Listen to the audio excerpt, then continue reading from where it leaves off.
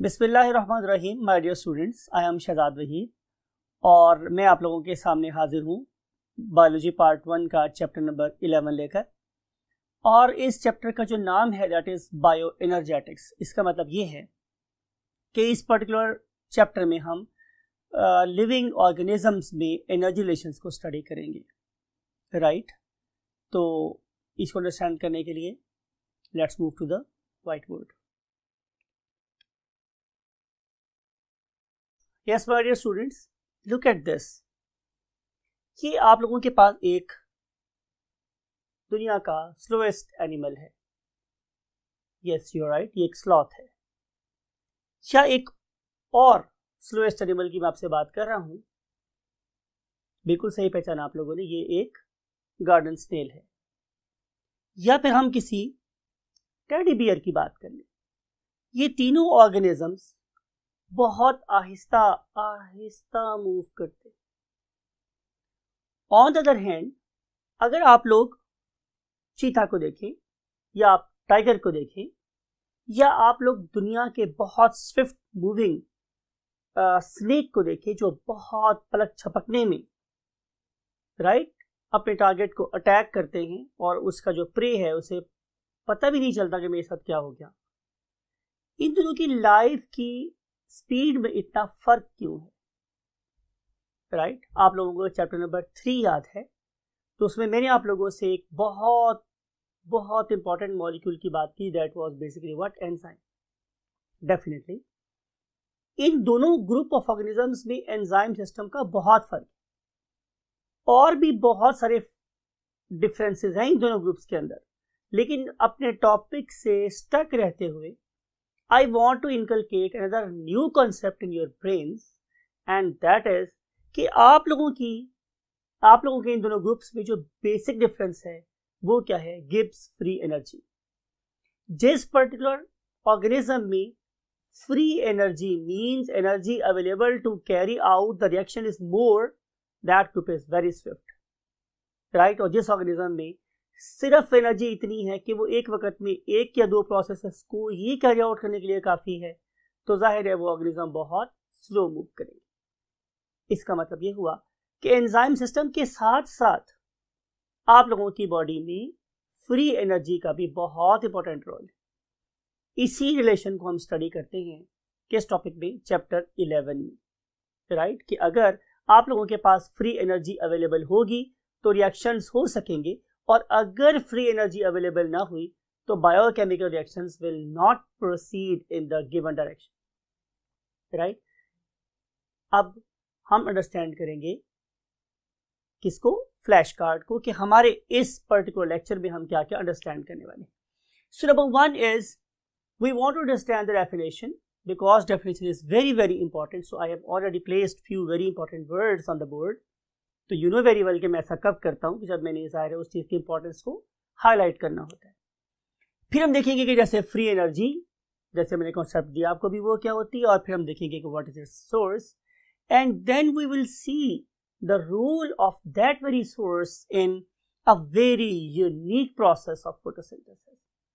And we know very well कि फिर photosynthesis का ताल्लुक एरोबिक रेस्पिरेशन के साथ, right. And then aerobic respiration is going to produce what, ATP, and then ATP is going to catalyze even the process of what, breakdown of food. So we will study all relations amongst these molecules and statements in this lecture. So be ready, put out your copies and pens, open up your eyes and brains and the doors of the ears and try to fly with me. Have a nice journey. First of all, we're going to start with definition. There are too many definitions of bioenergetics, बहुत सारी है, लेकिन again जो हमारे लिए सबसे बड़ी constant वो क्या है, आप लोगों का सिलेबस। तो उसी के अंदर रहते हुए मैंने उसी डेफिनेशन को आप लोगों के यहाँ पे लिखा है जो आप लोगों की बुक में लिखी हुई है। What is this definition? कि bioenergetics is the quantitative study, यानी कि इसमें मैंने क्वांटिटी को मेजर करना है, किस चीज़ की, एनर्जी की, जो बेसिकली दो ऑर्गेनिजम्स या दो प्रोसेसेस को आपस में रिलेट कर रही है। और नंबर 2 इज कि वो एनर्जी एक दूसरे में कैसे कन्वर्ट हो रही है। मिसाल के तौर पे अगर मेरे पास एक हॉट ऑब्जेक्ट है और मेरे पास एक ये कोल्ड ऑब्जेक्ट है, तो कितनी एनर्जी हॉट ऑब्जेक्ट से कोल्ड ऑब्जेक्ट में मूव कर सकती है, right? It is basically measurable thing. तो उस पर्टिकुलर फील्ड को जिसमें मैं इसको मेजर कर सकता हूं, that is called as what? Bioenergetics. ठीक है, अब हम अगले पॉइंट पे चलते हैं। जैसे मैंने डिस्कस किया था आप लोगों के साथ कि फ्री एनर्जी क्या है। फ्री एनर्जी में पॉइंट नंबर 2 के ऊपर हूं स्टूडेंट्स। तो जो फ्री एनर्जी है वो डिटरमाइन करती है कि रिएक्शन कैन अकर और नॉट। अगर आप इसे फिजिक्स केमिस्ट्री की ज़बान में बात करें तो इसे सबसे पहले डिस्कवर किया था गिब्स ने, तो हम इसे गिब्स फ्री एनर्जी का नाम भी दे सकते हैं, राइट? अब जो फ्री एनर्जी है वो उसका सोर्स क्या है? उसका मेरे पास स्टूडेंट्स क्या है? सोर्स। तो सोर्स है मेरे पास सन। अब आप लोगों की इस कुर्रा अर्ज पे, जैसे मैंने बोला था कि शायद यही वो जगह है हमारी इस कायनात में जहां पे जिंदगी पनप रही है, where life can thrive actually. तो उसका जो सोर्स है वो कैसा है? सन। अब आप लोगों की बुक ने 2 वर्ड यूज की है। सन इज डायरेक्ट सोर्स और indirect source of energy for all biochemical processes taking place on the face of Earth. Right? So, we want to write this word for all biochemical processes. Right? अब you know very well कि हमारे पास क्या present है? जाहिर है सन, right? अब इस particular सन में से क्या निकल रही है? 2 किस्म की एनर्जी निकल रही है, जो हम अपनी सिर्फ बायोलॉजिकल पॉइंट ऑफ व्यू से बात करेंगे। हम इसमें फिजिक्स और केमिस्ट्री को जाहिर है डायरेक्टली इन्वॉल्व नहीं कर सकते। हम इस सन की बात करें कि this very sun is providing us 2 types of, you can say, energies to carry out biochemical processes. One of them is called as light energy and other one is called as heat energy, right? अब अगर हम light energy और heat energy की बात करें तो क्या मेरे पास कोई ऐसा ऑर्गेनिज्म है जो इस सन से आने वाली 2 फॉर्म्स ऑफ एनर्जीज को डायरेक्टली इस्तेमाल करे? तो आंसर इज नो। अगर फॉर एग्जांपल मुझे भूख लगी हुई है तो ऐसा नहीं है कि मैं जाके धूप में बैठूंगा तो मेरी भूख खत्म हो जाएगी, या मेरी बॉडी उस पर्टिकुलर सन से ऑब्टेन वाली एनर्जी को मेरी डिफरेंट बायोकेमिकल प्रोसेसेस को कंटिन्यू करवाने में इस्तेमाल कर सकती। इसका मतलब है कि ऑल दो तमाम बायोकेमिकल रिएक्शंस का डायरेक्ट और इनडायरेक्ट सोर्स ऑफ एनर्जी क्या है? मेरे पास सन, लेकिन सन से ऑब्टेन होने वाली लाइट और हीट किसी भी किस्म की लाइफ के लिए डायरेक्ट सोर्स ऑफ एनर्जी नहीं है। Even it is not a direct source of energy for the plants. Plant भी डायरेक्टली उसको यूज नहीं कर सकते। तो फिर होता क्या है? इस पर्टिकुलर सन से आने वाली इस फॉर्म ऑफ एनर्जी को प्लांट्स यूज करते हैं। ठीक है, ये किसके पे फॉल कर रही है स्टूडेंट्स? प्लांट के, फॉर एग्जांपल लीव्स पे फॉल कर रही है। से दीज आर द लीव्स। तो जो ही ये वाली रेडिएशंस इस पर्टिकुलर लीफ के ऊपर फॉल करेंगी तो एज अ रिजल्ट क्या होगा स्टूडेंट मेरे पास? कि मेरे ये वाले लीव्स क्या बनाएंगे? एक केमिकल एनर्जी। इनफैक्ट ये जो मेरे पास प्लांट है ये सोलर एनर्जी को केमिकल एनर्जी में कन्वर्ट कर रहा है, right? So we can write solar energy can be converted by the plants into chemical energy. अब एक दफा अगर हम लोगों ने केमिकल एनर्जी बना ली तो नॉट ओनली इसे प्लांट्स खुद यूज कर सकते हैं बल्कि ये दूसरे ऑर्गेनिजम्स की एनर्जी का सोर्स भी हो सकते हैं। तो ये बात हमें यहां से पता चली कि अगर ये तमाम एनर्जी का सोर्स मेरे पास सन ही है, but even plants cannot consume solar energy to carry out their processes. If they want to carry out these processes, so we have to convert solar energy into chemical energy, right? For example, you know very well make first of all trioses, ये हमने बहुत detail से पढ़ा था chapter number 2 में, and then we can combine these trioses together and we can have what? Hexoses, right? So 3 carbon compound will combine with 3 carbon compound and we will have a 6 carbon compound, and that very 6 carbon compound is called as hexose, for example glucose, right? So photosynthesis का process बहुत essential है. If there is no sun, there will be no photosynthesis. Therefore we say कि ultimate source of energy for an ecosystem or for the earth or for this world is basically nothing other than sun, right? So now we want to move to the next concept. Next concept ये है कि सिर्फ और सिर्फ इस particular process ने plant को energy provide नहीं की, बल्कि it is another source for very very vital biochemical reaction that is called as what? Respiration. But how? Let's see it. You know very well कि during the course of photosynthesis we produce oxygen as a byproduct, right? Once we had oxygen in the environment, तो anaerobic environment convert हो गया किस में? Aerobic environment में. और अगर मैं इस चैप्टर के कोर्स में आपको ये बात बताऊंगा कि अगर मेरे पास कंडीशंस कैसी हैं एनएरोबिक, तो जो अमाउंट ऑफ एनर्जी प्रोड्यूस हो सकती है वो बहुत कम है. लेकिन अगर कंडीशंस मेरे पास क्या हो जाए एरोबिक, मींस मैं ऑक्सीजन की मदद से सांस लेना शुरू कर दूं, तो फिर मेरे पास जो अमाउंट ऑफ एनर्जी प्रोड्यूस हो रही है वो बहुत ज़्यादा बढ़ जाए. इसका मतलब ये था कि ऑक्सीजन के प्रोड्यूस होने के साथ साथ ही, वही बात है, मैं वर्ड बार बार यूज़ करूँ, मैं चैप्टर नंबर 3 में भी वर्ड यूज़ किया था कि ज़िंदगी की जो डायनामिज्म है, राइट, ज़िंदगी की जो स्पीड है, पेस है, रफ्तार है, वो बहुत ज़्यादा क्या हो गई? चेंज हो गई. बिकॉज कि अब वो जो फ्री एनर्जी अवेलेबल होनी थी मेरे सिस्टम में वो बहुत ज़्यादा बढ़ गई. आप ये कह सकते हैं, अगर कोई बंदा आपसे ये पूछे कि एरोबिक रेस्पिरेशन का और फ्री एनर्जी का आपस में क्या रिलेशन है, तो आप ये बताएंगे कि एरोबिक रेस्पिरेशन के रिजल्ट में अमाउंट ऑफ जो फ्री एनर्जी प्रोड्यूस हो रही थी, जो amount of free energy produce हो रही थी, it was much higher than the anaerobic environment. So इस पर्टिकुलर रेस्पिरेशन के रिजल्ट में प्रोड्यूस हुआ एक बहुत ही यूनिक मॉलिक्यूल जिसका नाम क्या था मेरे पास students? ATP. Once we had this ATP, तो फिर हमारे पास क्या हुआ कि हमारे पास 2 किस्म के रिएक्शन का लिंकर मिल गया, उनको जोड़ने वाला कंपाउंड मिल गया. That was basically what? ATP.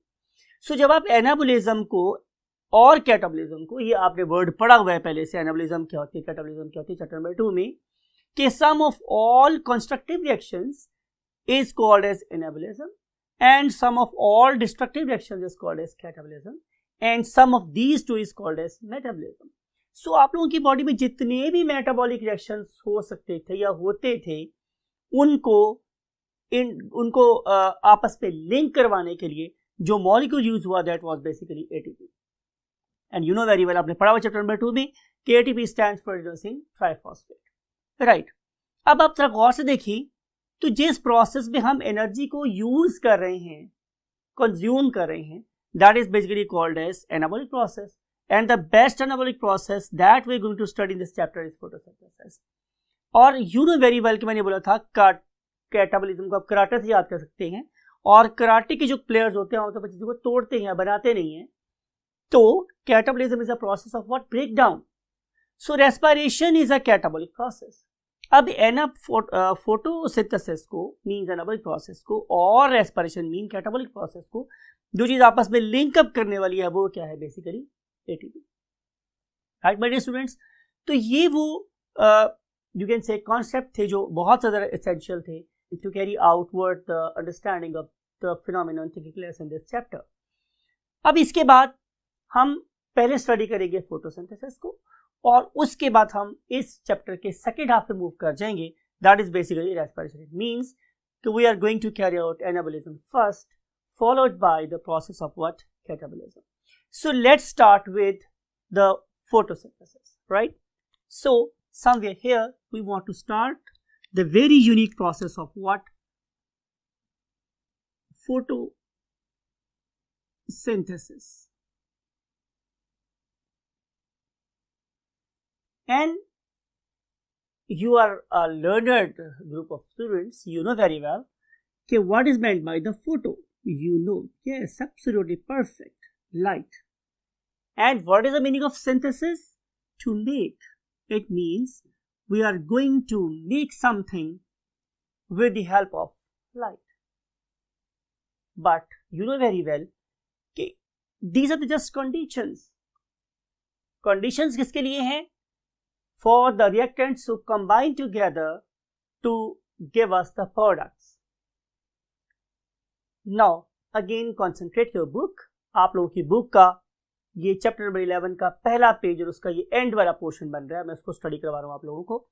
तो उसमें उसने क्या लिखा हुआ है कि बेसिकली एक फोटोसिंथेसिस एक ऐसा प्रोसेस है कि जिसमें आप लोगों ने लो एनर्जी, मैंने क्या वर्ड यूज किया है, low energy inorganic, low energy inorganic, और थर्ड वर्ड आप लोगों को लिखा हुआ है what, oxidised molecules.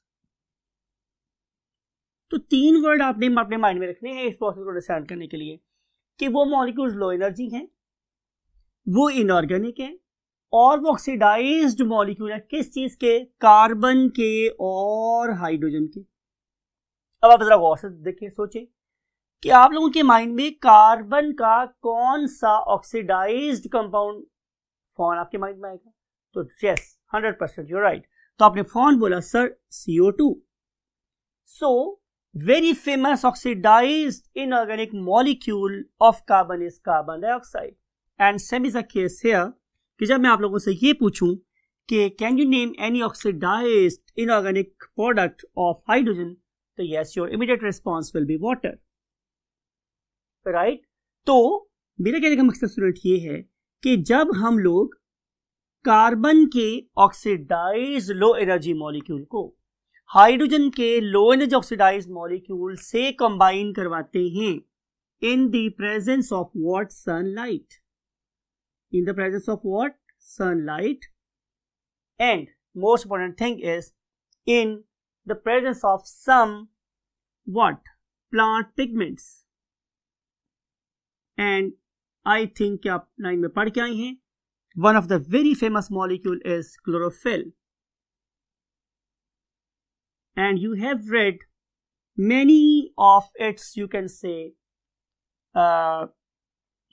derivatives in the chapter of what, kingdom Protoctista. आपने क्लोरोफिल ए का नाम पढ़ा था, वहां पे क्लोरोफिल बी का नाम आपने पढ़ा था, फिर आप लोगों ने यहाँ पे ज़ैंथोफिल के नाम आप लोगों ने पढ़ा था, फियोफिल के नाम आप लोगों ने पढ़ा था. There are too many names for the pigments. और यहाँ पे हम एक और नाम याद करवा रहे हैं आप लोगों को, कैरोटीन्स, राइट? तो ये जितने भी प्लांट पिगमेंट्स हैं, they are there to capture sunlight, and this particular sunlight that is the ultimate source of energy, it will provide what, free energy to these molecule. And when these two molecule combine together in the presence of what, sunlight and plant pigments, so they make what, high energy. So low energy molecule will be converted to the high energy molecules. But how we can say that they have got the high energy? Answer is, now they have transformed into complex organic molecules.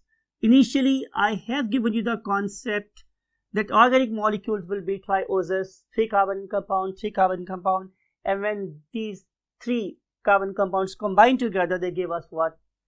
6 carbon compound, even more complex. And you know very well, we can combine then these 2 monosaccharides and we will have what?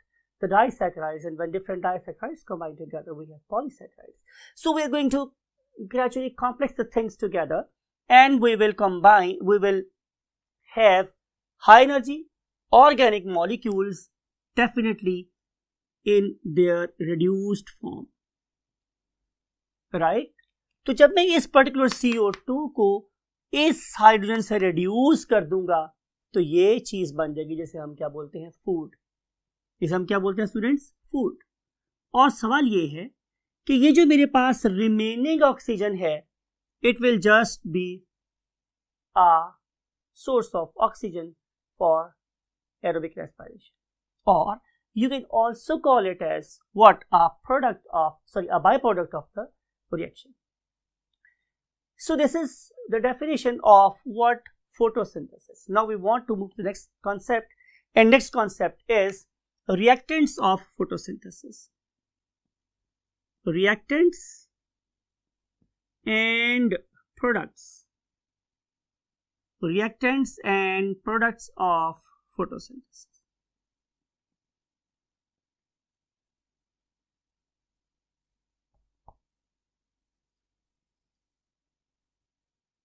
You have studied this concept in grade 9 again, and I know you have an idea.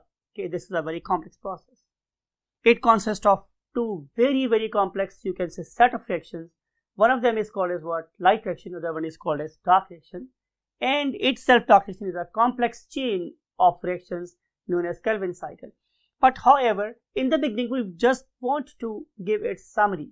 And how we can write the summary of the reaction? By an equation. And that equation gives us CO2. It is a very first reactant. And then we have what? H2O, it is a second reactant. And then we place an arrow and we write something like it. Sunlight at the top of arrow. And then we place plant pigments at the base. So these are the what? Reactants. We must have plant pigments. We must have CO2, we must have water, and environmental condition means a source of energy, and then we will have nothing other than C6, H12O6, and we will have what? Oxygen as a byproduct. So there are two reactants, one of them is CO2, other one is water, and there are two products, one of them is glucose, and another one is oxygen. Right? And the last thing, if we want to balance this equation, we must write 12 over here. We must write 12 over here. And we must write 6 water over here. Because this particular water is a precursor for many of the chemical reactions taking place during the course of photosynthesis. And it is also a product of what? The same process. Means कि बहुत जगहों पे water consume हो रहा है और बहुत सी जगहों पे वाटर प्रोड्यूस भी हो रहा है, राइट? लेकिन हम उस साइड पे देखें तो जो अमाउंट ऑफ वाटर प्रोड्यूस हो रही है वो कम है और जो अमाउंट ऑफ वाटर कंज्यूम हो रही है वो ज़्यादा है. तो अगर मैं इस तरफ वाटर लिख दूं और इस तरफ वाटर को ना भी लिखूं तो फ़र्क नहीं पड़ेगा. इसलिए अगर मैं इस सारी रिएक्शन को ऐसे सम अप कर दूं कि CO2 plus water in the presence of sunlight and what? Plant pigments, and we will have what? Glucose and oxygen. It is not wrong at all. It is a perfect reaction. So reactants are carbon dioxide and water, and products are glucose and oxygen. Right. अब हम move करते हैं next concept की तरफ, और वो next concept मेरे पास क्या है स्टूडेंट्स, कि ये तो हुई बात प्लांट के बारे में. जाहिर है ये प्रोसेस किस में हो रहा है? प्लांट की बॉडी में हो रहा है. मेरा क्वेश्चन आप लोगों के साथ ही है स्टूडेंट्स कि क्या प्लांट की बॉडी में सिर्फ फोटोसिंथेसिस हो रही है? अगर आपका आंसर है यस, तो फिर मेरा सवाल ये है कि इस पर्टिकुलर ऑर्गेनिज्म ने सन इन सोलर एनर्जी को या सन की एनर्जी को कन्वर्ट कर लिया in making what? Chemical energy. तो ये केमिकल एनर्जी यूज कैसे हुई? राइट, आपको मेरी बात समझ आ रही है? ये ग्लूकोज यूज कैसे हुआ? तो इसका आंसर है कि प्लांट बेसिकली एक डुअल नेचर का ऑर्गेनिज्म है. आपको याद है हमारे डुअल सिम मोबाइल्स क्या होते हैं? जाहिर है वो वाले मोबाइल जिसपे 2 सिम्स चल सकती है. ये जो मेरा प्लांट है ये भी एक डुअल ऑर्गेनिज्म है. ये पॉइंट अपने माइंड में रख लें आप लोग कि plant is a dual metabolic organism, यानी कि इसके अंदर दो प्रोसेसेस